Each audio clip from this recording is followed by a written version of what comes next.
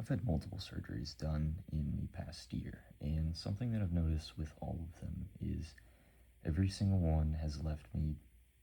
with some sort of physical wound for a while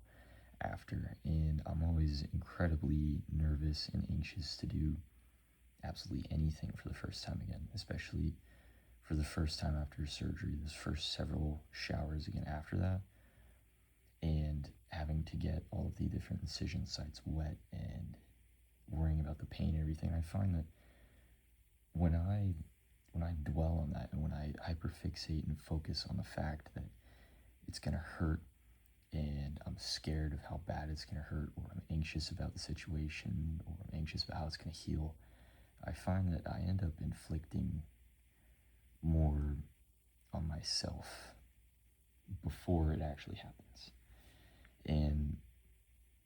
essentially, worrying about it ends up being the worst part.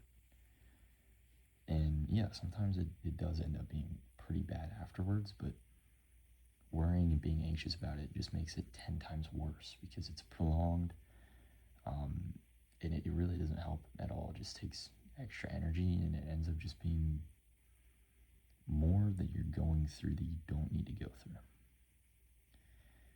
And Jesus kind of touches on this briefly in the Sermon on the Mount when he's talking about anxiety and everything. And one of the things that I find is when I am that nervous and everything, I end up praying before I do literally anything because I'm anxious or nervous about the outcome of it. And it occurred to me the other day that that is probably how we should be trying to live every single day without taking a single step without Jesus. And I think that so often we can go large stretches of time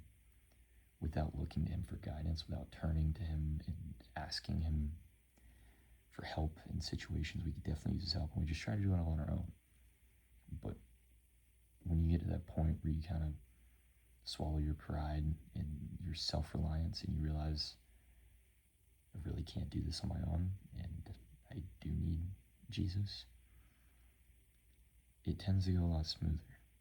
when you turn to him first.